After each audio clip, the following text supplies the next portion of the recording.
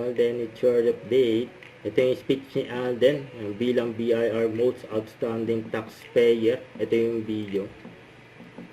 Hello po, magandang umaga po sa inyong lahat.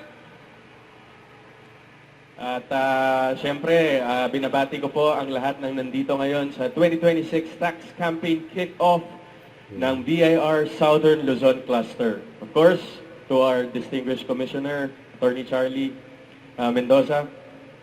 Very nice to meet you, sir. Magandang umaga po. And of course, to our dedicated revenue district officers, all officers and employees of the BIR Southern Luzon Cluster, to our honored guests, and my fellow taxpayers, magandang umaga po.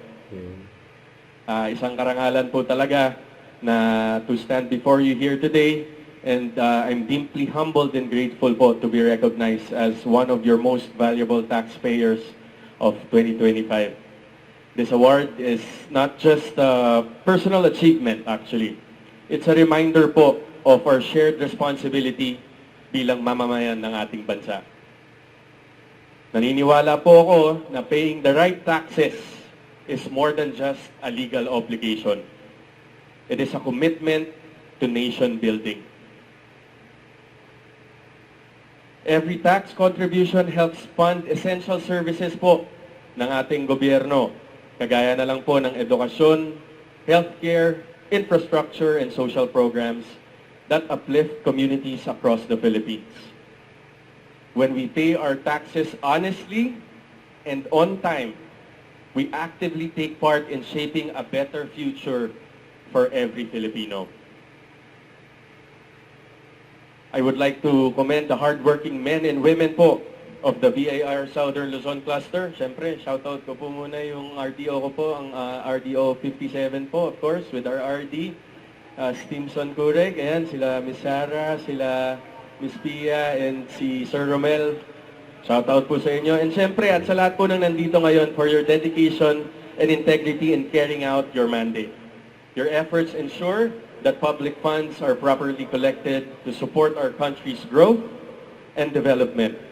Maaaring pong yung trabaho po ninyo ay masasabi nating behind the scenes. Pero yung impact po nito ay ramdam na ramdam ng milyon-milyon po nating mga kababayan. Kaya maraming salamat po sa inyong hard work.